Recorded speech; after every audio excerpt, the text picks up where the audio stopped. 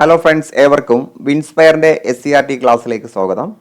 നമ്മളിന്ന് സിവിക്സിലെ രണ്ടാമത്തെ ക്ലാസ്സാണ്. സിവിക്സ് എന്നതുകൊണ്ട് ഉദ്ദേശം കേരള ഭരണരംഗം, സുപ്രധാന നിയമങ്ങൾ എന്നിവ പരാമർശിക്കുന്ന SCERT പാഠഭാഗങ്ങളാണ്. നമ്മളിന്ന് 6ാം ക്ലാസ്സിലെ 10ാമത്തെ ചാപ്റ്ററാണ് പഠിക്കുന്നത്. പാഠത്തിൻ്റെ പേര് ജനാധിപത്യവും അവകാശങ്ങളും.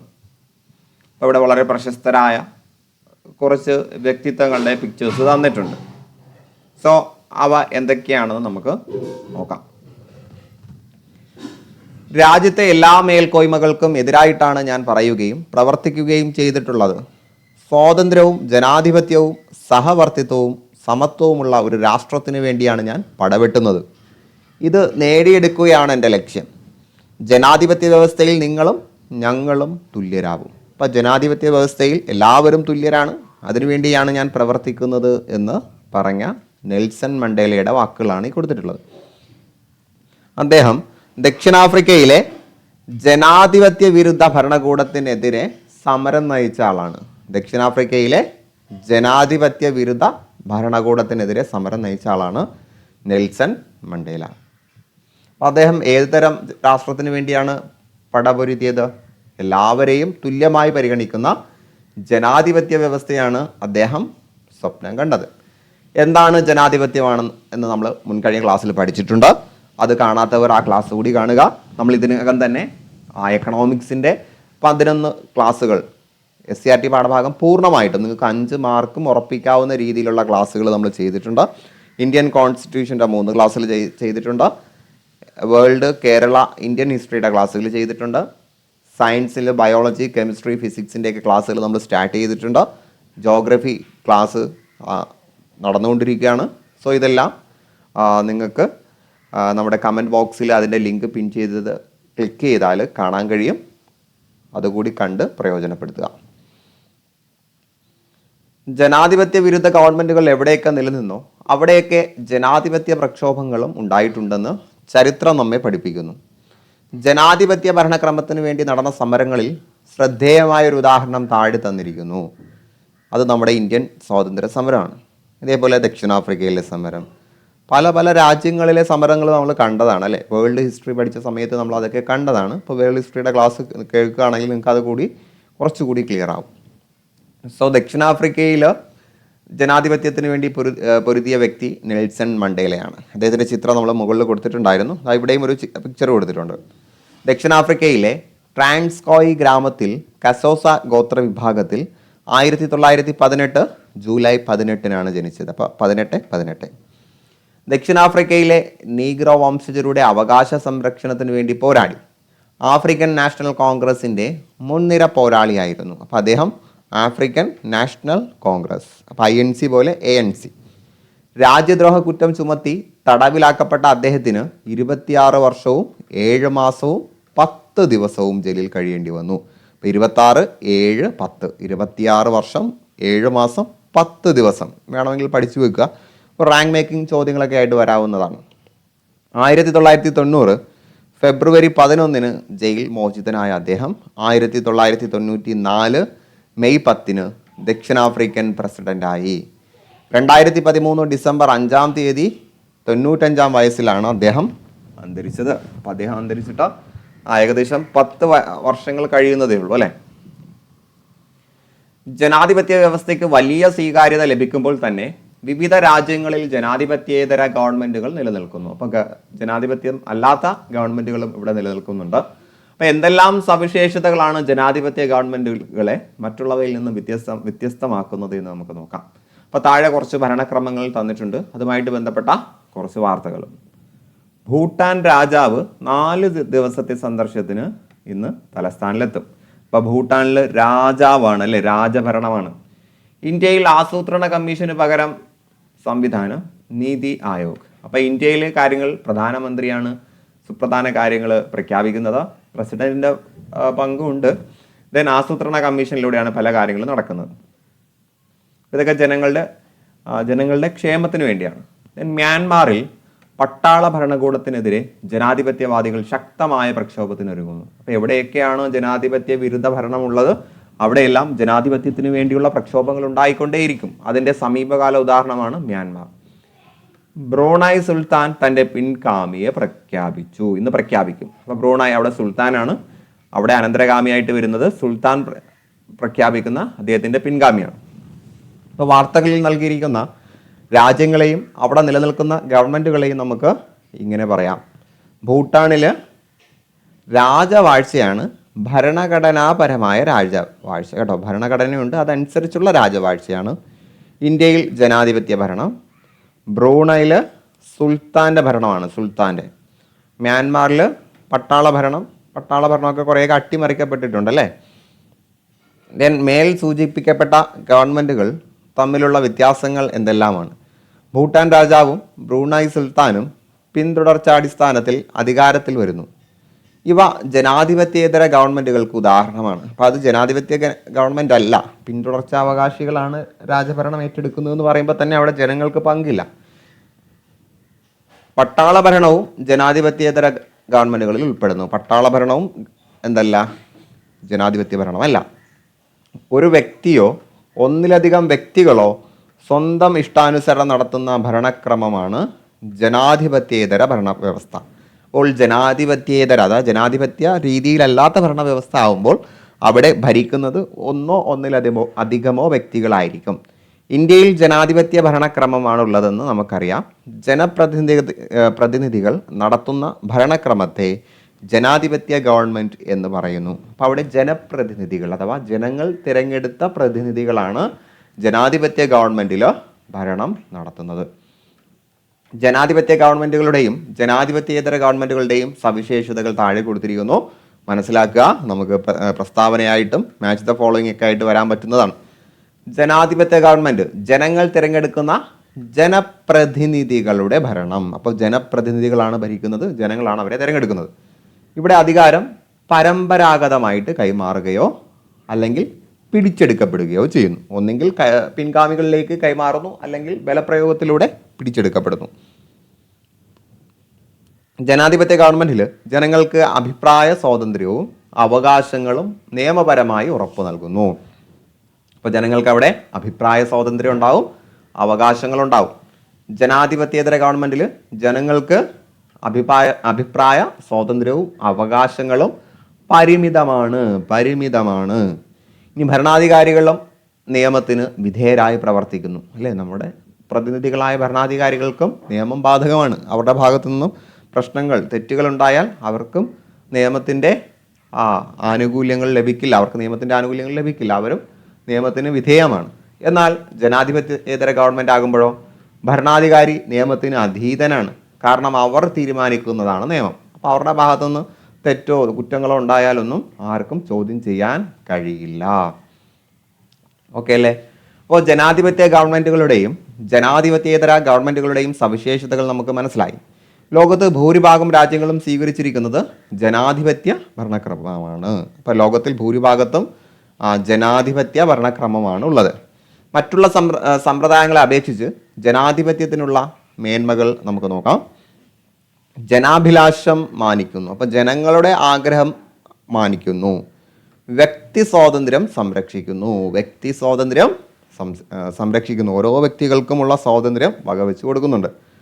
ദെൻ ഭരണാധികാരികളും ജനങ്ങളും ഒരേ നിയമത്തിന് വിധേയരാണ്. ഭരണാധികാരികൾക്കും ജനങ്ങൾക്കും നിയമം ബാധകമാണ്. ഭരണാധികാരികൾ ജനങ്ങളോട് കടപ്പെട്ടിരിക്കുന്നു.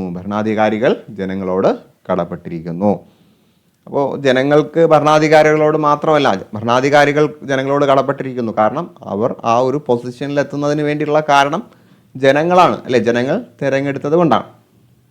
ഓക്കെ അല്ലേ. ദെൻ ജനാധിപത്യേതര ഗവൺമെൻറ് പരിചയപ്പെട്ടല്ലോ. താഴെ തന്നിരിക്കുന്ന പ്രസ്താവനകൾ പരിശോധിച്ച് ജനാധിപത്യവുമായിട്ട് ബന്ധപ്പെട്ടതിന് നേരെ ശരി അടയാളവും അല്ലാത്തതിന് നേരെ തെറ്റടയാളം കൊടുക്കാനാണ്. കൃത്യമായ കാലപരിധിയിൽ തിരഞ്ഞെടുപ്പ് നടക്കുന്നു, ജനാധിപത്യമാണ് അല്ലേ. തലമുറകളായി കൈമാറുന്ന ഭരണക്രമം ജനാധിപത്യമല്ല. ജനപ്രതിനിധികളുടെ ഭരണം ജനാധിപത്യം. രാജാവ്, സുൽത്താൻ, പട്ടാള മേധാവിയുടെ ഭരണം ജനാധിപത്യമല്ല. വ്യക്തി സ്വാതന്ത്ര്യം നിലനിൽക്കുന്നു, ജനാധിപത്യം. കോടതികൾക്ക് നിയന്ത്രണം ജനാധിപത്യമല്ല. ദെൻ ജനാഭിപ്രായം മാനിക്കുന്നു, ജനാധിപത്യം. അപ്പോൾ ഇതൊക്കെ നിങ്ങൾക്ക് പ്രസ്താവനകളിലും വരാൻ പറ്റുന്നതാണ്. വളരെ സിമ്പിളാണ് അല്ലേ, വളരെ സിമ്പിളാണ്. പ്രസ്താവനകളിലും വരാൻ പറ്റുന്നതാണ് ഇങ്ങനത്തത്. അതുകൊണ്ടാണ് ഞാൻ വായിച്ചത്. ശരിയായത് ഏത്, തെറ്റായത് എന്നൊക്കെ ചോദിക്കാൻ പറ്റുന്നതാണ്. ദെൻ ജനാധിപത്യ ഗവൺമെൻറ്റുകളെ ഇതര ഗവൺമെൻറ്റുകളിൽ നിന്നും വ്യത്യസ്തമാക്കുന്ന പ്രധാന ഘടകം അവ ഉറപ്പു നൽകുന്ന അവകാശങ്ങളാണ്. അപ്പോൾ ജനാധിപത്യം മറ്റ് ഗവൺമെൻറ്റുകളിൽ നിന്നും വ്യത്യസ്തമാകുന്നത് ജനങ്ങൾക്ക് അവ ചില അവകാശങ്ങൾ ഉറപ്പു നൽകുന്നു. പൗരന്മാർക്ക് ജനാധിപത്യ ജീവിതം സാധ്യമാകണമെങ്കിൽ പൗരാവകാശങ്ങൾ നിലനിൽക്കണം. അപ്പോൾ പൗരന്മാർക്ക് ചില അവകാശങ്ങൾ കൊടുക്കണം, എന്നാലേ അവിടെ ജനാധിപത്യം നിലനിൽക്കുകയുള്ളൂ. ജനാധിപത്യ രാജ്യമായ ഇന്ത്യയിൽ നമുക്ക് ലഭ്യമായ ഏതാനും അവകാശങ്ങൾ നമുക്ക് നോക്കാം. ഇവിടെ നമുക്ക് ജീവിക്കാനുള്ള അവകാശമുണ്ട് അല്ലെ, ജീവിക്കാനുള്ള അവകാശമുണ്ട്, വിദ്യാഭ്യാസത്തിനുള്ള അവകാശമുണ്ട്, അഭിപ്രായ സ്വാതന്ത്ര്യമുണ്ട്, സംഘടനാ സ്വാതന്ത്ര്യമുണ്ട് അല്ലേ. ജീവിക്കാൻ, പിന്നെ വിദ്യാഭ്യാസം നേടാൻ, അഭിപ്രായങ്ങൾ പറയാൻ, രാജ്യത്തിന് ദോഷകരമല്ലാത്ത രീതിയിൽ സംഘടിക്കാനുള്ള അവസരങ്ങളൊക്കെ നമുക്കുണ്ട്. ഈ അവകാശങ്ങൾ എല്ലാ രാജ്യങ്ങളെയും ജനങ്ങൾക്ക് ലഭിക്കുന്നുണ്ടോ? ഇല്ല. ജനാധിപത്യ രാജ്യങ്ങളിൽ മാത്രമാണ് അവകാശങ്ങൾ ഫലപ്രദമായി സംരക്ഷിക്കപ്പെടുക. ഇപ്പോൾ ഇവിടെ താഴെ ഒരു ബ്ലോഗ് തന്നിട്ടുണ്ട്. ഫറാബക്കർ എന്ന് പറയുന്ന ഒരു വനിതയുടെയാണ്. നമുക്ക് നോക്കാം എന്താണ് അതിനകത്ത് പറയുന്നതെന്ന്. സ്പെയിൻ യാത്രയിൽ നിന്നും ഗിത്താർ പഠിക്കുന്നതിൽ നിന്നും എൻ്റെ സ്വപ്നങ്ങൾ മാറിയിരിക്കുന്നു. ജീവനോടെ ഇരുന്നാൽ മതി. അപ്പോൾ നോക്കിയോ, യാത്രാ സ്വാതന്ത്ര്യം, വിദ്യാഭ്യാസത്തിനുള്ള സ്വാതന്ത്ര്യം, ഇതെല്ലാം അവിടെ നിഷേധിക്കപ്പെട്ടു. അതാണ് സ്പെയിൻ യാത്രയിൽ നിന്നും ഗിത്താർ പഠിക്കുന്നതിൽ നിന്നും എൻ്റെ സ്വപ്നങ്ങൾ മാറിയിരിക്കുന്നു. ജീവനോടെ ഇരുന്നാൽ മതി. അപ്പോൾ ജീവിക്കാനുള്ള സ്വാതന്ത്ര്യം തന്നെ, അവകാശം തന്നെ കഷ്ടിച്ചാണ് അവിടെ കിട്ടുന്നത്. അധിനിവേശമില്ലാതെ സ്വതന്ത്രരായി സമാധാനത്തോടെ ജീവിക്കുന്നത് എങ്ങനെയുണ്ടാകും? ഞാൻ ഒരിക്കലും അതറിഞ്ഞിട്ടില്ല. അത്രയ്ക്ക് മനോഹരമാണോ അത്? അപ്പോൾ സ്വാതന്ത്ര്യം, സമാധാനം, ഇതൊന്നും ആ ഒരു വനിത അറിഞ്ഞിട്ടില്ല. അപ്പോൾ ബാല്യകാലം മുതൽ യുദ്ധഭൂമിയിൽ ജീവിക്കേണ്ടി വന്ന 16-കാരിയായ പലസ്തീൻ പെൺകുട്ടിയുടെ വാക്കാണിത്. അപ്പോൾ ഫറാബക്കർ എന്ന പലസ്തീൻ പെൺകുട്ടി. സ്വപ്നം കാണാൻ പോലും സാധിക്കാത്ത വിധം യുദ്ധം ഫറാബക്കറിൻ്റെ എല്ലാ പ്രതീക്ഷകളും തകർത്തു. ഇതുപോലെ സ്വാതന്ത്ര്യം, സമാധാനം, അവകാശങ്ങൾ എന്നീ പദങ്ങളുടെ അർത്ഥം എന്താണ് എന്നറിയാത്ത ധാരാളം പേര് ലോകത്ത് ജീവിച്ചിരിപ്പുണ്ട്. അപ്പം അതൊക്കെ വളരെ പരിതാപകരമായിട്ടുള്ള അവസ്ഥയാണ്. സോ എന്താണ് അവകാശം? പഠിക്കുക. അവകാശം എന്ന് പറഞ്ഞാൽ ഒരു പൗരന് മെച്ചപ്പെട്ട ജീവിതം കൈവരിക്കുന്നതിനും തൻ്റെ ശേഷിയും കഴിവും വികസിപ്പിക്കുന്നതിന് സഹായകമായതും സമൂഹവും രാഷ്ട്രവും ഉറപ്പു നൽകുന്നതുമായിട്ടുള്ള വ്യവസ്ഥകളാണ് അവകാശങ്ങൾ. അപ്പോൾ അവിടെ 3 പോയിന്റ് പറഞ്ഞു. ഒന്ന്, അവകാശങ്ങൾ പൗരന് മെച്ചപ്പെട്ട ജീവിതം കൈവരിക്കാൻ സഹായിക്കുന്നു. 2, പൗരൻ്റെ ശേഷിയും കഴിവും വികസിപ്പിക്കാൻ സഹായിക്കുന്നു. 3, അത് ഉറപ്പ് നൽകുന്നത് സമൂഹവും രാഷ്ട്രവുമാണ്. അപ്പോൾ അവകാശം ഉറപ്പ് നൽകുന്നത് സമൂഹവും രാഷ്ട്രമാണ്. അത് പൗരന് മെച്ചപ്പെട്ട ജീവിതം കൈവരിക്കാൻ സഹായിക്കുന്നു. പൗരൻ്റെ കഴിവും ശേഷിയും വികസിപ്പിക്കുന്നു. ഓക്കെ അല്ലേ? ദെൻ അവകാശ സംരക്ഷണത്തിന് ആവശ്യമായ നടപടികൾ എല്ലാ രാജ്യങ്ങളിലെയും ഗവൺമെൻറ്റുകൾ സ്വീകരിക്കാറുണ്ട്. ഓരോ രാജ്യവും ഭരണഘടനയിൽ ഉൾപ്പെടുത്തി പൗരന് ഉറപ്പു നൽകുന്ന അവകാശങ്ങളുടെ പട്ടികയാണ് അവകാശ പത്രിക. എന്താണ് അവകാശ പത്രിക? ഓരോ രാജ്യവും ഭരണഘടനയിൽ ഉൾപ്പെടുത്തി പൗരന് ഉറപ്പു നൽകുന്ന അവകാശങ്ങളുടെ പട്ടിക. ഇപ്പോൾ ഇന്ന വ്യക്തികൾ എന്ന് പറഞ്ഞാൽ ഈ രാജ്യത്തിലെ പൗരന്മാർക്ക് ഇത്ര അവകാശങ്ങൾ അല്ലെ ഇതിനൊക്കെയുള്ള അവകാശങ്ങളുണ്ട് എന്ന് പറഞ്ഞ് ഭരണഘടനയിലൂടെ പട്ടികപ്പെടുത്തി നൽകുന്ന അവകാശങ്ങളാണ് അവകാശ പത്രിക. ഇന്ത്യയുടെ അവകാശ പത്രിക മൗലിക അവകാശങ്ങൾ എന്ന പേരിൽ അറിയപ്പെടുന്നു അല്ലേ. ഇപ്പോൾ ഇന്ത്യയിൽ ഭരണഘടനയിൽ മൗലിക അവകാശങ്ങളുണ്ട്. അതിലാണ് രാജ്യം പൗരന് നൽകുന്ന അവകാശങ്ങളെക്കുറിച്ച് പറയുന്നത്. സോ നമ്മുടെ അവകാശ പത്രിക എന്ന് പറയുന്നത് മൗലിക അവകാശമാണ്. അപ്പോൾ പ്രസ്താവന ചോദിച്ചാൽ തെറ്റിക്കരുത്. മൗലിക അവകാശം ഒരു അവകാശ പത്രികയാണ് എന്ന് പറഞ്ഞാൽ തെറ്റിക്കരുത്. അത് ശരിയാണ് കേട്ടോ. അപ്പോൾ ആ ഒരു കോൺസെപ്റ്റ് മനസ്സിലായാലേ നിങ്ങൾക്ക് ആ ഒരു പ്രസ്താവന വരുമ്പോൾ കൺഫ്യൂഷൻ ഇല്ലാതെ അറ്റൻഡ് ചെയ്യാൻ കഴിയും. ഇതാണ് SCRT പഠിച്ചാലുള്ള ഗുണങ്ങൾ എന്ന് പറയുന്നത്.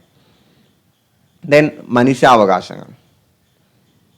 പെരിയാർ മലിനീകരണം തീരദേശവാസികൾ ആശങ്കയിൽ. അപ്പോൾ പരിസ്ഥിതി മലിനീകരണം അതിൻ്റെ തീരത്തുള്ള ആളുകളെ ദോഷകരമായിട്ട് ബാധിച്ചു. ദെൻ ഡിസംബർ 10 മനുഷ്യാവകാശ ദിനം, വിപുലമായ പരിപാടികൾ. അപ്പോൾ മനുഷ്യാവകാശ ദിനം ആചരിക്കപ്പെടുന്നു. ഇന്ത്യയിൽ അസംഘടിത മേഖലയിൽ തൊഴിൽ ചൂഷണം വർദ്ധിക്കുന്നു. തൊഴിൽ ചൂഷണം. ശിവകാശിയിലെ പടക്ക നിർമ്മാണ ഫാക്ടറിയിലെ കുട്ടികളിൽ ഗുരുതരമായ ആരോഗ്യ പ്രശ്നങ്ങൾ. ഇപ്പോൾ ആരോഗ്യ പ്രശ്നം, തൊഴിൽ പ്രശ്നം, മലിനീകരണ പ്രശ്നങ്ങൾ, ഇതിനെക്കുറിച്ചാണ് മുകളിൽ കൊടുത്തിട്ടുള്ളത് അല്ലേ. മുകളിൽ നൽകിയിരിക്കുന്ന കൊളാഷ് നിരീക്ഷിക്കൂ. അവകാശ നിഷേധങ്ങൾക്കിടയാകുന്ന ചില സാഹചര്യങ്ങളും അവ സംരക്ഷിക്കുന്നതിനുള്ള ശ്രമങ്ങളുമാണ് കൊളാഷിൽ പ്രതിപാദിച്ചിരിക്കുന്നത്. അവകാശ ലംഘനങ്ങൾ ഉണ്ടാകുമ്പോഴാണ് അവകാശ സംരക്ഷണത്തിന് വേണ്ടിയുള്ള ശ്രമങ്ങൾ ഉണ്ടാകുന്നത്. ആധുനിക കാലത്ത് അവകാശങ്ങളെ പൊതുവെ മനുഷ്യാവകാശങ്ങൾ എന്ന നിലയ്ക്കാണ് വിലയിരുത്തപ്പെടുന്നത്. മനുഷ്യവംശത്തിലെ ഒരു അംഗം എന്ന നിലയിൽ എല്ലാവർക്കും ഒരുപോലെ ലഭിക്കേണ്ടിയിരിക്കേണ്ട അവകാശങ്ങളാണ് മനുഷ്യാവകാശം. അപ്പോൾ മനുഷ്യാവകാശം എല്ലാവർക്കും കിട്ടേണ്ടതാണ്. 1948 ഡിസംബർ 10 നിലവിൽ വന്ന സാർവദേശീയ മനുഷ്യാവകാശ പ്രഖ്യാപനത്തിൽ ഉൾക്കൊള്ളിച്ചിട്ടുള്ള ചില അവകാശങ്ങളാണ് ഇനി നമ്മൾ താഴെ പറയാൻ പോകുന്നത്. അപ്പോൾ 1948 ഇന്ത്യക്ക് സ്വാതന്ത്ര്യം ലഭിച്ച് ഒരു വർഷം കഴിഞ്ഞിട്ട് ഡിസംബർ 10 സാർവദേശീയ മനുഷ്യാവകാശ പ്രഖ്യാപനം നടക്കുന്നത്. സാർവദേശീയ മനുഷ്യാവകാശ പ്രഖ്യാപനത്തിൻ്റെ ഒരു സെന്റൻസ് ഇവിടെ കൊടുത്തിട്ടുണ്ട്. എല്ലാ മനുഷ്യരും സ്വതന്ത്രരായി ജനിക്കുന്നു, പദവിയിലും അവകാശത്തിലും തുല്യത പുലർത്തുന്നു. അവർ ബുദ്ധിയും മനസാക്ഷിയും കൊണ്ട് അനുഗ്രഹീതരും പരസ്പര സാഹോദര്യം പുലർത്താൻ നിർബന്ധിതരുമാണ്. അപ്പം അങ്ങോട്ടും ഇങ്ങോട്ടും ഐക്യത്തോടു കൂടി സമാധാനത്തോടു കൂടി മനസാക്ഷിയോടുകൂടി അവർ മുന്നോട്ട് പോകണമെന്നാണ്. അപ്പോൾ നമ്മുടെ ഈ സാർവദേശീയ മനുഷ്യാവകാശ പ്രഖ്യാപനത്തിൽ എന്തൊക്കെ ഉൾപ്പെടുത്തിയിട്ടുണ്ടെന്ന് നമുക്ക് നോക്കാം. അപ്പോൾ അത് സാർവദേശീയ തലത്തിൽ ആഗോളതലത്തിൽ അംഗീകരിക്കപ്പെട്ട മനുഷ്യാവകാശങ്ങളാണ്. 1 ജീവിക്കാനുള്ള അവകാശം, 2 സ്വാതന്ത്ര്യത്തിനുള്ള അവകാശം, 3 സംഘടനാ സ്വാതന്ത്ര്യം, തൊഴിലവകാശം, സംസ്കാരവും ഭാഷയും ലിപിയും സംരക്ഷിക്കാനുള്ള അവകാശം. പ്രത്യേകിച്ച് പറയേണ്ട ആവശ്യമില്ലല്ലോ. നമുക്ക് ജീവിക്കാനുള്ള അവകാശം, സ്വാതന്ത്ര്യത്തോടു കൂടി ജീവിക്കാനുള്ള അവകാശം, ഒരുമിച്ച് കൂടാനുള്ള അവകാശം, ഇഷ്ടമുള്ള തൊഴിൽ എടുക്കാനുള്ള അവകാശം, പിന്നെ നമ്മുടെ ഭാഷ, സംസ്കാരം, ലിപി ഇവകൾ സംരക്ഷിക്കാനുള്ള അവകാശം. ജീവിക്കാൻ സ്വാതന്ത്ര്യം, സംഘടന, തൊഴിൽ, സംസ്കാരവും ഭാഷയും ലിപിയും സംരക്ഷിക്കാനുള്ള അവകാശം. ഇത് ജസ്റ്റ് ഒന്ന് വായിച്ചു പഠിക്കുക. 5 ഇവിടെ എടുത്ത് പറയുന്നത് കേട്ടോ. 5 എടുത്ത് പറയുന്നുണ്ട്. ജസ്റ്റ് ഒന്ന് വായിച്ചു പഠിക്കുക. ഞാൻ കോഡൊന്നും പറയുന്നില്ല, അതിൻ്റെ ആവശ്യമില്ല എന്ന് തോന്നുന്നു. അതുകൊണ്ടാണ് ഞാൻ കോഡ് പറയാത്തത്. മനുഷ്യാവകാശ സംരക്ഷണത്തിന് വേണ്ടി ഇന്ത്യ ഗവൺമെൻറ് ദേശീയ തലത്തിലും സംസ്ഥാന തലത്തിലും നിരവധി നടപടികൾ കൈക്കൊണ്ടിട്ടുണ്ട്. അവയിൽ പ്രധാനപ്പെട്ടതാണ് ദേശീയ മനുഷ്യാവകാശ കമ്മീഷൻ്റെയും സംസ്ഥാന മനുഷ്യാവകാശ കമ്മീഷനുകളുടെയും രൂപീകരണം. അപ്പോൾ മനുഷ്യാവകാശത്തിന് വേണ്ടി നമ്മുടെ ഇന്ത്യ രൂപീകരിച്ചിട്ടുള്ളതാണ് ദേശീയ മനുഷ്യാവകാശ കമ്മീഷനും സംസ്ഥാന മനുഷ്യാവകാശ കമ്മീഷനും. then ഇവിടെ ബോക്സിൽ കണ്ടോ, ജീവിക്കാനുള്ള അവകാശം എന്നാൽ അന്തസ്സോടെയുള്ള ജീവിതം എന്നാണ് അർത്ഥം. അപ്പൊ ജീവിക്കാനുള്ള അവകാശം എന്ന് പറഞ്ഞാൽ വെറുതെ ജീവിക്കാന്നല്ല, അന്തസ്സോടെ ജീവിക്കുക. അഥവാ ശുദ്ധവായു, ശുദ്ധജലം, മതിയായ പോഷകാഹാരം എന്നിവയൊക്കെ ജീവിക്കാനുള്ള അവകാശത്തിന്റെ ഭാഗമാണ്. അപ്പോൾ നമ്മുടെ അന്തരീക്ഷ മലിനീകരണം, നമ്മുടെ വീടിനടുത്തുള്ള പുഴകളും മറ്റും മലിനപ്പെടുത്തുന്നത്, ഇതൊക്കെ നമുക്ക് ജീവിക്കാനുള്ള അവകാശത്തിന്റെ ലംഘനമായിട്ട് പരിഗണിക്കാൻ പറ്റുന്നതാണ്. ദെൻ ദേശീയ മനുഷ്യാവകാശ കമ്മീഷൻ. അപ്പോൾ നമ്മൾ കേരള ഗവർണൻസിലെ വളരെ പ്രധാനപ്പെട്ട ഒരു ടോപ്പിക്കിലേക്ക് വരികയാണ്, ദേശീയ മനുഷ്യാവകാശ കമ്മീഷൻ. അപ്പോൾ നമ്മൾ പറഞ്ഞു മനുഷ്യാവകാശത്തിന് വേണ്ടി നിലവിൽ വന്ന ഇന്ത്യയിലെ പ്രധാനപ്പെട്ട സ്ഥാപനങ്ങളാണ് ദേശീയ മനുഷ്യാവകാശ കമ്മീഷനും സംസ്ഥാന മനുഷ്യാവകാശ കമ്മീഷനും. സോ നമുക്ക് പഠിക്കാം. മനുഷ്യാവകാശ സംരക്ഷണത്തിന് വേണ്ടി ദേശീയ തലത്തിൽ കൈക്കൊണ്ട പ്രധാന നടപടിയാണ് ദേശീയ മനുഷ്യാവകാശ കമ്മീഷൻ. 1993 പാർലമെന്റ് പാസാക്കിയ മനുഷ്യാവകാശ സംരക്ഷണ നിയമം അനുസരിച്ചാണ് കമ്മീഷന് രൂപം നൽകിയത്. 1993 പാർലമെന്റ് ഈ ഒരു നിയമം പാസാക്കുന്നത്. ദേശീയ മനുഷ്യാവകാശ കമ്മീഷനിൽ ചെയർമാൻ ഉൾപ്പെടെ 5 അംഗങ്ങൾ ഉണ്ടായിരിക്കും. അപ്പം മൊത്തത്തിൽ 6 അംഗങ്ങൾ അല്ലേ, മനുഷ്യാവകാശ കമ്മീഷനിൽ ചെയർമാൻ ഉൾപ്പെടെ 5. അപ്പം 4 അംഗങ്ങളും ഒരു ചെയർമാൻ. റിട്ടയർ ചെയ്ത സുപ്രീം കോടതി ജസ്റ്റിസ് ആയിരിക്കും കമ്മീഷന്റെ ചെയർമാൻ. പ്രസ്താവനയിൽ വരുന്നതാണ്, റിട്ടയർ ചെയ്ത ഒരു സുപ്രീം കോടതി ചീഫ് ജസ്റ്റിസ് ആയിരിക്കും കമ്മീഷൻ ചെയർമാൻ. അപ്പോൾ നമ്മുടെ ദേശീയ മനുഷ്യാവകാശ കമ്മീഷന്റെ ആദ്യത്തെ ചെയർമാൻ ജസ്റ്റിസ് രംഗനാഥ മിശ്രയാണ്. ദേശീയ മനുഷ്യാവകാശ കമ്മീഷന്റെ ചുമതലകൾ: മനുഷ്യാവകാശ ലംഘനവുമായി ബന്ധപ്പെട്ട പരാതികളിൻ്റെ മേൽ അന്വേഷണം നടത്തുക. പഠിക്കുക, ഇതൊക്കെ ചോദിക്കുന്നതാണ്. മനുഷ്യാവകാശ ലംഘനവുമായിട്ട് എന്തെങ്കിലും പരാതി കിട്ടുകയാണെങ്കിൽ അന്വേഷണം നടത്തുക. ജയിലുകളും മറ്റും സന്ദർശിച്ച് അന്തേവാസികളുടെ ജീവിത സൗകര്യം പഠിച്ച് ശുപാർശകൾ ചെയ്യുക. അപ്പോൾ ജയിലുകൾ സന്ദർശിച്ചിട്ട് അവിടെ താമസിക്കുന്ന ആളുകൾക്ക് എന്തെങ്കിലും പ്രശ്നമുണ്ടെങ്കിൽ മെച്ചപ്പെട്ട സൗകര്യത്തിന് വേണ്ടി ശുപാർശ ചെയ്യുക. അതും മനുഷ്യാവകാശ സംരക്ഷണത്തിൽ വരുന്നതാണ്. മനുഷ്യാവകാശ സംരക്ഷണത്തിന് ഫലപ്രദമായ നിർദ്ദേശങ്ങൾ നൽകുക. അപ്പോൾ നല്ല നിർദ്ദേശങ്ങൾ നൽകുക. മനുഷ്യാവകാശ രംഗത്ത് പ്രവർത്തിക്കുന്ന സന്നദ്ധ സംഘടനകളെ പരിപോഷിപ്പിക്കുക. ഇതൊക്കെ മനുഷ്യാവകാശ കമ്മീഷന്റെ ചുമതലകളിൽ പെട്ടതാണ്. അപ്പോൾ നിലവിലെ മനുഷ്യാവകാശ കമ്മീഷണർ ആരാണ് എന്നുള്ളത് ജസ്റ്റ് ഒന്ന് കമൻറ്റ് ചെയ്യുക കേട്ടോ. ദെൻ സംസ്ഥാന മനുഷ്യാവകാശ കമ്മീഷൻ. എല്ലാ സംസ്ഥാനങ്ങളിലും സംസ്ഥാന മനുഷ്യാവകാശ കമ്മീഷനുകൾ രൂപം നൽകിയിട്ടുണ്ട്. 1998 കേരള സംസ്ഥാന മനുഷ്യാവകാശ കമ്മീഷൻ നിലവിൽ വന്നു. ഒരു ചെയർമാനും 2 അംഗങ്ങളും അടങ്ങിയതാണ് സംസ്ഥാന മനുഷ്യാവകാശ കമ്മീഷൻ. അപ്പോൾ ഒരു ചെയർമാനും 2 അംഗങ്ങളും. ദേശീയ മനുഷ്യാവകാശ കമ്മീഷനിൽ നിക്ഷിപ്തമായിരിക്കുന്ന ചുമതലകൾ തന്നെയാണ് സംസ്ഥാന മനുഷ്യാവകാശ കമ്മീഷനുകളിലും ഉള്ളത്. മനുഷ്യാവകാശങ്ങൾ നിഷേധിക്കപ്പെട്ടാൽ മനുഷ്യാവകാശ കമ്മീഷനെ സമീപിക്കാവുന്നതാണ്. ദെൻ കുട്ടികളുടെ അവകാശം. അഭിപ്രായ സ്വാതന്ത്ര്യം എൻ്റെ അവകാശമാണ്. പഠിക്കാൻ അവകാശമുണ്ട്. പേരിനും ദേശീയതയ്ക്കും അവകാശമുണ്ട്. ബാലവേലയിൽ നിന്ന് സംരക്ഷണം എൻ്റെ അവകാശമാണ്. അപ്പോൾ ഇവിടെ അഭിപ്രായ സ്വാതന്ത്ര്യം, പഠിക്കാനുള്ള അവകാശം, പേര് ദേശീയതയ്ക്കുള്ള അവകാശം, ബാലവേല സംരക്ഷണം, ഇത്രയും കാര്യങ്ങൾ ഇവിടെ കുട്ടികളുടെ അവകാശമായിട്ട് പറഞ്ഞിട്ടുണ്ട്. കുട്ടികളുടെ ഏതാനും അവകാശങ്ങളാണ് മുകളിൽ നൽകിയിരിക്കുന്നത്. എന്തുകൊണ്ടാണ് കുട്ടികൾക്ക് സവിശേഷമായ അവകാശങ്ങൾ ആവശ്യമാകുന്നത്? എന്തൊക്കെയാണ് കുട്ടികളുടെ അവകാശങ്ങൾ? ബാല്യത്തിൻ്റെ ശാരീരികവും മാനസികവുമായ അവസ്ഥ കുട്ടികളെ സവിശേഷ പരിഗണന അർഹിക്കുന്നവരാക്കുന്നു. അതിനാൽ കുട്ടികളുടെ അവകാശ സംരക്ഷണം വളരെ പ്രധാനമാണ്. അപ്പോൾ ബാല്യത്തിൽ കുട്ടിക്ക് ശാരീരികവും മാനസികവുമായിട്ടുള്ള പരിഗണന ലഭിക്കണം. എന്നാലേ അവർക്ക് ശാരീരിക മാനസിക ആരോഗ്യമുള്ളവരായിട്ട് വളർന്നു വരാൻ കഴിയും. അതുകൊണ്ടാണ് കുട്ടികളുടെ മനുഷ്യാവകാശ സംരക്ഷണത്തിന് വേണ്ടി ശബ്ദമുയർത്തണം എന്ന് പറയുന്നത്. വിദ്യാഭ്യാസം കുട്ടികളുടെ പ്രധാന അവകാശമാണ്. 2009 പാർലമെന്റ് പാസാക്കിയ വിദ്യാഭ്യാസ അവകാശ നിയമം RTI ആക്ട്, എല്ലാവർക്കും അറിയുന്നതാണ് അല്ലെ? RTI ആക്ട് 2009 പാർലമെന്റ് പാസാക്കിയ RTI ആക്ട് പ്രകാരം 6 മുതൽ 14 വയസ്സ് വരെ പ്രായമുള്ള കുട്ടികൾക്ക് സൗജന്യവും നിർബന്ധിതവുമായ വിദ്യാഭ്യാസം ഇത് ഉറപ്പാക്കുന്നു. 6 മുതൽ 14 വയസ്സ് വരെയുള്ള കുട്ടികൾക്കാണ് സൗജന്യവും നിർബന്ധിതവുമായിട്ടുള്ള വിദ്യാഭ്യാസമാണ് ഉറപ്പ് വരുത്തേണ്ടത്. പഠനാനുകൂല അന്തരീക്ഷവും അടിസ്ഥാന സൗകര്യങ്ങളും കുട്ടികളുടെ അവകാശമാണ്. അവർക്ക് പഠിക്കാൻ പറ്റിയ അന്തരീക്ഷം ഒരുക്കി കൊടുക്കുക, അടിസ്ഥാന സൗകര്യങ്ങൾ ഒരുക്കി കൊടുക്കുക, ഇതൊക്കെ കുട്ടികൾക്ക് കിട്ടേണ്ട മനുഷ്യാവകാശങ്ങളാണ്. പഠിക്കാനുള്ള അവകാശം കുട്ടിയുടെ അവകാശമാണെന്ന് മനസ്സിലായല്ലോ. ഇനി കുട്ടിക്ക് മറ്റ് ഏതൊക്കെ തരത്തിലുള്ള അവകാശങ്ങൾ കൊടുക്കണം? അതിജീവനത്തിനും സംരക്ഷണത്തിനും പൂർണ്ണ വികാസത്തിനുമുള്ള അവകാശം അല്ലെ? കുട്ടികൾ നല്ല രീതിയിൽ വളർന്നു വരാനും സംരക്ഷിക്കപ്പെടാനുമുള്ള അവകാശം, മാനസികവും ശാരീരികവുമായ പീഡനങ്ങളിൽ നിന്നും സംരക്ഷണത്തിനും പരിചരണത്തിനുള്ള അവകാശം അല്ലേ? ദെൻ ബാലവേലയിൽ നിന്നുള്ള സംരക്ഷണം, അങ്ങനെ ഒരുപാട് സംരക്ഷണം കുട്ടികൾക്ക് ഉറപ്പ് വരുത്തുന്നുണ്ട്. കുട്ടികളുടെ അവകാശ പ്രഖ്യാപനം നിലനിൽക്കുമ്പോൾ തന്നെ അവർ വിവിധ തരത്തിലുള്ള ചൂഷണങ്ങൾക്ക് വിധേയരാകുന്നുണ്ട്.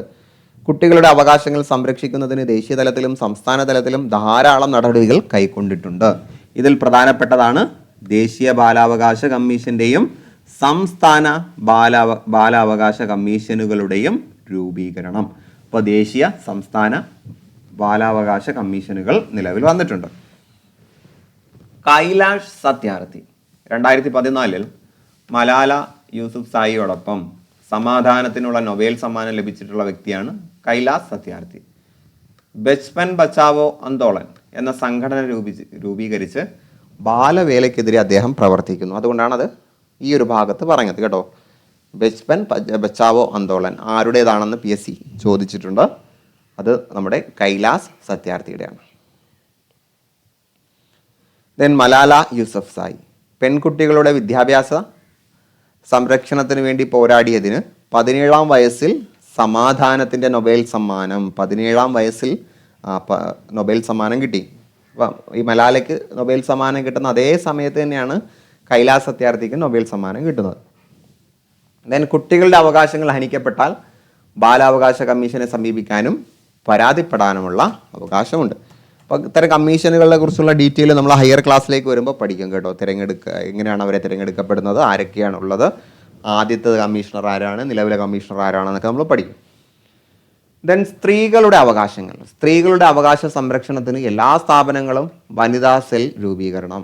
റെയിൽവേ സ്റ്റേഷനുകളിൽ വനിതകൾക്ക് പ്രത്യേക വിശ്രമ കേന്ദ്രം. സ്ത്രീ സുരക്ഷ ഉറപ്പാക്കാൻ നിർഭയ നിയമ നടപടി. കേരളത്തിൽ തദ്ദേശ സ്വയംഭരണ സ്ഥാപനങ്ങളിൽ 50% വനിതാ സംവരണം. അപ്പോൾ സ്ത്രീകളുടെ അവകാശം സംരക്ഷണത്തിന് വേണ്ടിയുള്ള കുറച്ച് കൊളാഷുകളാണ് ഇവിടെ കൊടുത്തിട്ടുള്ളത്. മുകളിൽ കൊടുത്തിട്ടുള്ള വാർത്തകൾ നോക്കൂ. സ്ത്രീകളുടെ അവകാശ സംരക്ഷണവുമായി ബന്ധപ്പെട്ട ചില നടപടികളാണ് ഇവിടെ സൂചിപ്പിക്കുന്നത്. സ്ത്രീകൾക്കെതിരായ വിവേചനം അവസാനിപ്പിക്കുന്നതിനും അവരുടെ ഉന്നമനത്തിനുമായിട്ട് 1979 സ്ത്രീ വിവേചന ഉന്മൂലന നടപടി ഐക്യരാഷ്ട്ര സഭ അംഗീകരിക്കുകയുണ്ടായി. അപ്പോൾ സ്ത്രീ വിവേചന ഉന്മൂലന ഉടമ്പടി ഐക്യരാഷ്ട്ര സഭ അംഗീകരിച്ചത് 1979 1979 സ്ത്രീ വിവേചന ഉന്മൂലന ഉടമ്പടി. പഠിക്കുക വയ്ക്കുക. ഇതിൽ എന്തൊക്കെ പ്രത്യേകതകളുണ്ട് നമുക്ക് നോക്കാം. എന്തൊക്കെ പ്രത്യേകതകളാണ്? തുല്യ ജോലിക്ക് തുല്യ വേതനം, അല്ലെ? സ്ത്രീ പുരുഷന്മാർ ആരായാലും, ജോലി ചെയ്യുന്ന ആരായാലും അത് നോക്കാതെ തുല്യ വേതനം കൊടുക്കാം. രാഷ്ട്രീയ, സാമ്പത്തിക, സാമൂഹ്യ മേഖലയിൽ തുല്യ പരിഗണന. സ്കോളർഷിപ്പുകൾ, പഠന സഹായങ്ങൾ എന്നിവ ഉപയോഗപ്പെടുത്തുന്നതിൽ തുല്യാവസരം. എല്ലാ നിലയിലും പുരുഷന് തുല്യമായ പരിഗണന സ്ത്രീയുടെ അവകാശമാണ്. സ്ത്രീകളുടെ അവകാശ സംരക്ഷണത്തിനായി ദേശീയ തലത്തിൽ ദേശീയ വനിതാ കമ്മീഷനും സംസ്ഥാന തലത്തിൽ സംസ്ഥാന വനിതാ കമ്മീഷനുകളും പ്രവർത്തിക്കുന്നു. സ്ത്രീകൾക്കെതിരായ അതിക്രമങ്ങൾ, അവകാശ നിഷേധങ്ങൾ എന്നിവയുമായി ബന്ധപ്പെട്ട് പരാതികൾ നമുക്ക് വനിതാ കമ്മീഷന് സമർപ്പിക്കാവുന്നതാണ്. പരാതികൾ അന്വേഷിച്ച് ആവശ്യമായ നടപടികൾ കമ്മീഷൻ കൈക്കൊള്ളുന്നു. ദെൻ അവകാശങ്ങളും കടമകളും. അപ്പോൾ നമുക്ക് കിട്ടേണ്ടതാണ് അവകാശങ്ങൾ. അതോടൊപ്പം നാം രാഷ്ട്രത്തിന് വേണ്ടി ചെയ്തു കൊടുക്കേണ്ടതുണ്ട്, അല്ലേ? അവകാശങ്ങൾ മാത്രമാണോ നമുക്കുള്ളത്? അല്ല, നമുക്ക് കടമകളും ഉണ്ട്, അല്ലേ? കടമകളും ഉണ്ട്. സ്വാതന്ത്ര്യം നമ്മുടെ അവകാശമാണ്. അതോടൊപ്പം തന്നെ ഞാൻ അനുഭവിക്കുന്ന സ്വാതന്ത്ര്യം മറ്റുള്ളവർക്കും നൽകുക എന്നുള്ളത് കടമയാണ്. കുട്ടി എന്ന നിലയിൽ സംരക്ഷണം എൻ്റെ അവകാശമാണ്. എന്നെ സംരക്ഷിക്കുക മാതാപിതാക്കളുടെ കടമയാണ്. കണ്ടോ? കുട്ടി എന്ന നിലയിൽ സംരക്ഷണം കിട്ടുക ഒരു കുട്ടിയുടെ അവകാശമാണ്. ആ സംരക്ഷണം കൊടുക്കേണ്ടത് മാതാപിതാക്കളുടെ കടമയാണ്. വാർദ്ധക്യത്തിൽ സംരക്ഷണം മാതാപിതാക്കളുടെ അവകാശമാണ്. അപ്പോൾ വാർദ്ധക്യത്തിൽ ചെന്ന് കഴിഞ്ഞാൽ മാതാപിതാക്കൾക്ക് സംരക്ഷണം കിട്ടണം, അത് അവരുടെ അവകാശമാണ്. അത് കൊടുക്കേണ്ടത് ആരാണ്? കുട്ടികളാണ്, കുട്ടികളുടെ കടമയാണ്. വിദ്യാഭ്യാസവും അതിന് അടിസ്ഥാന സൗകര്യവും എൻ്റെ അവകാശമാണ്. സ്കൂൾ നിയമങ്ങൾ അനുസരിക്കുക എൻ്റെ കടമയാണ്. അപ്പോൾ എനിക്ക് അടിസ്ഥാന സൗകര്യങ്ങളും മറ്റൊക്കെ കിട്ടണം, പക്ഷേ എനിക്കത് പ്രദാനം ചെയ്യുന്നത് സ്കൂളാണ്. അപ്പോൾ സ്കൂളിനോട് എനിക്ക് ചില കടമകളുണ്ട്, സ്കൂളിലെ നിയമങ്ങൾ പാലിക്കുക, മറ്റുള്ളത്. അവകാശങ്ങൾ നിഷേധിക്കപ്പെട്ടാൽ അത് പരിഹരിച്ച് കിട്ടാൻ എനിക്ക് അവകാശമുണ്ട്. രാഷ്ട്രസേവനവും സമൂഹ സേവനവും എൻ്റെ കടമയാണ്. അപ്പോൾ അവകാശങ്ങളോടൊപ്പം തന്നെ കടമകളുമുണ്ട് എന്ന് നമുക്ക് ഇതിൽ നിന്ന് മനസ്സിലായി. സോ നമ്മൾ ഇന്ന് പഠിച്ചത് ഗവൺമെൻറ്, ജനാധിപത്യ ഗവൺമെൻറ് ഉണ്ട്, ജനാധിപത്യ ഇതര ഗവൺമെൻറ് ഉണ്ട്. ജനാധിപത്യ ഇതര ഗവൺമെൻറ്റിൽ അവകാശങ്ങൾ പരിമിതമാണ്. ജനാധിപത്യ ഗവൺമെൻറ്റിൽ എല്ലാവിധത്തിലുള്ള അവകാശങ്ങളുണ്ട്. അതിൻ്റെ ഭാഗമായിട്ട് മനുഷ്യാവകാശങ്ങൾ, കുട്ടികളുടെ അവകാശങ്ങൾ, സ്ത്രീകളുടെ അവകാശങ്ങൾ എന്നിവ നമ്മൾ പഠിച്ചു. സോ ബാക്കിയുള്ളവ നമുക്ക് അടുത്ത ക്ലാസ്സിൽ പഠിക്കാം. നമ്മൾ പറഞ്ഞത് ഗവൺമെൻറ്റുകളെ ജനാധിപത്യ ഗവൺമെൻറ് എന്നും ജനാധിപത്യ ഇതര ഗവൺമെൻറ് എന്നും തരംതിരിക്കാം. ജനാധിപത്യ ഗവൺമെൻറ്റുകളെ ഇതര ഭരണക്രമത്തിൽ നിന്നും വ്യത്യസ്തമാക്കുന്ന പ്രധാന ഘടകം അവ ഉറപ്പു നൽകുന്ന അവകാശങ്ങളാണ്. ഭരണഘടനയിൽ ഉൾപ്പെടുത്തി ജനങ്ങൾക്ക് ഉറപ്പു നൽകുന്ന അവകാശങ്ങളുടെ പട്ടികയാണ് അവകാശ പത്രിക എന്ന് നമ്മൾ പറഞ്ഞു. നമുക്കത് മൗലികാവകാശം എന്നാണ് നമുക്കറിയപ്പെടുന്നത്. ആധുനിക കാലത്ത് അവകാശങ്ങൾ പൊതുവെ മനുഷ്യാവകാശങ്ങൾ എന്ന നിലയിലാണ് കണക്കാക്കപ്പെടുന്നത്.